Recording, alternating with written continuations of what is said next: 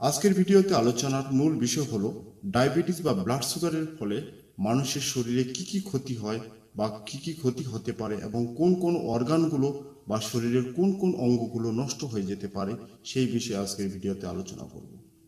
নমস্কার বন্ধুরা, doctor এলন্থ health care YouTube চ্যানেলে আপনাকে স্বাগত জানাই। চলুন দেরি না করে ভিডিওর মূল আলোচনার বিষয়ে আসা যাক। বন্ধুরা, ব্লাড সুগার মানে শরীরে রক্তে চিনির পরিমাণ বেড়ে যাওয়া। অর্থাৎ মানুষের শরীরে রক্তে যখন চিনির পরিমাণ বেড়ে যায় তখন তাকে ব্লাড সুগার, মধুমেহ বা ডায়াবেটিস বলা হয়। শরীরের রক্তে যদি চিনির পরিমাণ বেড়ে যায় তাহলে মানুষের শরীরে যে রক্তনালী আছে বা শিরা উপশিরাগুলি আছে সেগুলো ক্ষতিগ্রস্ত হতে পারে। যদি শরীরে রক্তের মধ্যে চিনির পরিমাণ বেড়ে যায় তাহলে রক্ত স্বাভাবিকভাবে একটু আঠালো হয়ে পড়বে। তখন সেই রক্তগুলো রক্তনালীর মাধ্যমে প্রবাহিত যখন হবে তখন বাধাগ্রস্ত হবে। অর্থাৎ যখন রক্তগুলো আমাদের শিরা উপশিরার মাধ্যমে প্রবাহিত হবে তখন সেই আঠালো রক্তগুলো একটু বাধাগ্রস্ত হবে। অর্থাৎ আমাদের শরীরে যে যে স্থানে রক্তগুলো প্রবাহিত হওয়া দরকার সেই স্থানে রক্তগুলো সঠিকভাবে প্রবাহিত হতে পারবে না। কারণ রক্তগুলো আঠালো, সেগুলো সেই স্থানে উপযুক্ত সময়ে প্রবাহিত হতে বা পৌঁছাতে তার পরিশ্রম হয় বা বেগ পেতে হয়। তাই সেই স্থানগুলোতে যখন রক্ত পৌঁছাতে না পারে তখন শরীরের মধ্যে যে স্নায়ু গ্রন্থি আছে সেই স্নায়ু গ্রন্থিগুলো ক্ষতিগ্রস্ত হয়। বিশেষ করে মানুষের চোখের মধ্যে যে স্নায়ু গ্রন্থিগুলি আছে বা স্নায়ুতন্ত্রগুলো আছে সেখানে রক্ত চলাচল যদি সঠিক পর্যায়ে বা সঠিক পরিমাণে হতে না পারে তখন মানুষের চোখের দৃষ্টিহীনতা বা মানুষের চোখে ছানি পড়া এবং অন্ধাত্ব বা অন্ধ হয়ে যেতে পারে। সুতরাং এই ডায়াবেটিস থেকে যদি আপনি বেরিয়ে আসতে না পারেন তাহলে আপনার চোখের দৃষ্টিহীনতার ঝুঁকি বেড়ে যেতে পারে। মানুষের শরীরে যখন ব্লাড সুগারের পরিমাণ বেড়ে যায় তখন আরেকটি গুরুত্বপূর্ণ অঙ্গ হলো কিডনি। এই কিডনি ভীষণভাবে ক্ষতিগ্রস্ত হয়।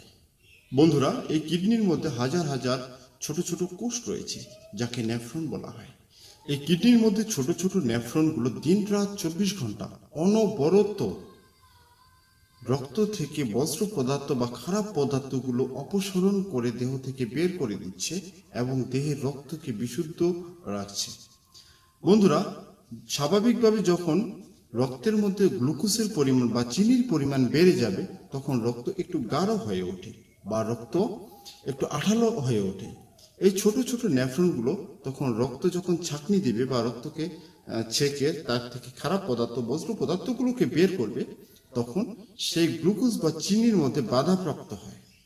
এই গ্লুকোজ বা চিনিগুলো রক্তের মধ্যে থাকে, সেই রক্তটাকে ছাঁকনি দিতে আঠালো একটু পদার্থ না, সেটাকে ছাঁকনি দিতে এই নেফ্রনগুলোর একটু কষ্ট হয়। সুতরাং এইভাবে ধীরে ধীরে চলতে থাকলে এই নেফ্রনগুলো একটা সময় নষ্ট হতে শুরু করে।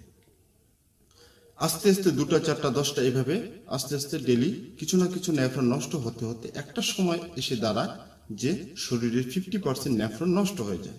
বন্ধুরা, একটা জিনিস মনে রাখবেন, শরীরের মধ্যে যে কিডনি রয়েছে সেই কিডনি 60% খারাপ হওয়া পর্যন্ত তার লক্ষণ প্রকাশ করে না বা আপনি বুঝতে পারবেন না। 60% উপরে যখন এই কিডনি খারাপ হয়ে যাবে তখন তার লক্ষণগুলো, সিমটমগুলো আপনি বুঝতে পারবেন। বন্ধুরা, রক্তে যদি গ্লুকোজের পরিমাণ বা চিনির পরিমাণ বেড়ে যায় আরেকটি খুবই গুরুত্বপূর্ণ অঙ্গ ভীষণ ক্ষতিগ্রস্ত হয়। এই অঙ্গটি হলো হার্ট বা আমাদের হৃৎপিণ্ড।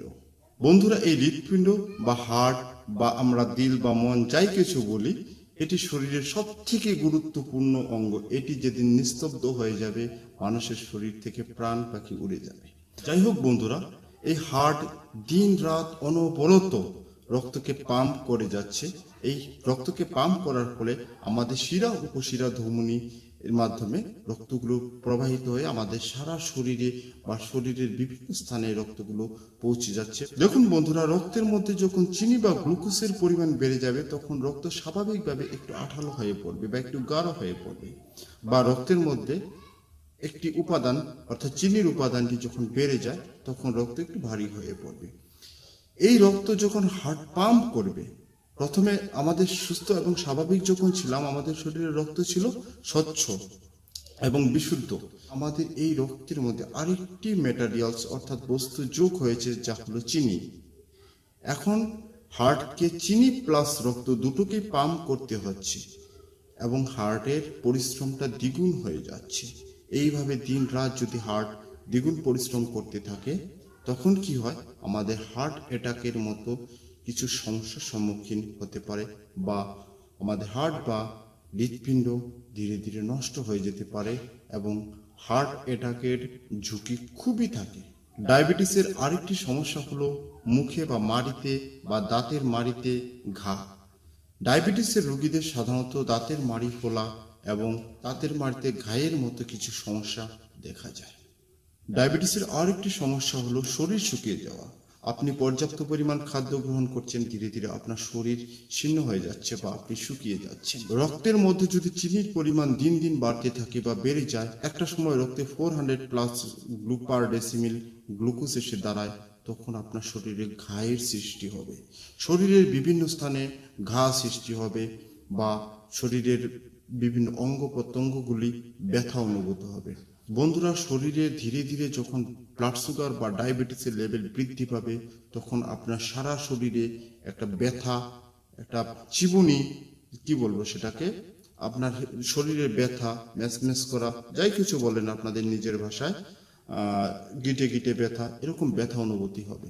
আপনি যখন শুয়ে থাকবেন শান্তি পাবেন না, আপনার পা গুলো প্রচন্ড ব্যথা করবে, বিশেষ করে পায়ের যে তোড়ালিগুলো আছে সেখানে খুব ব্যথা সৃষ্টি হবে এবং আপনার মাথা ব্যথার মতো সমস্যা হতে পারে। বন্ধুরা, ডায়াবেটিস রোগীদের আরেকটি সমস্যা লক্ষ্য করা যায়, যেটি হলো অনিদ্রা। অর্থাৎ আপনার ঘুম পাচ্ছে কিন্তু ঘুমাতে যাচ্ছেন, ঠিক ঘুম হচ্ছে না। এই অনিদ্রার কারণেই ডায়াবেটিস বেড়ে যায়, আবার ডায়াবেটিসের কারণেই এই অনিদ্রা সৃষ্টি হয়। সুতরাং একে অপরের পরিপূরক। অর্থাৎ আপনি যখন না ঘুমাবেন, জেগে থাকবেন, আপনার রক্তে ব্লাড সুগারের লেভেল বেড়ে যাবে এবং আপনার রক্তে যদি ব্লাড সুগারের পরিমাণ অত্যাধিক হয়ে যায়, আপনার পর্যাপ্ত পরিমাণ ঘুম হবে না বা ঘুমাতে গেলে আপনি অসুস্থ বোধ করবেন। বন্ধুরা, ভিডিওটি ভালো লেগে থাকলে লাইক, কমেন্ট, সাবস্ক্রাইব করতে ভুলবেন না এবং ভিডিওটি বন্ধু বান্ধবদের মাধ্যমে শেয়ার করে সবাইকে এই ডায়াবেটিস সম্পর্কে সচেতন করুন। নমস্কার।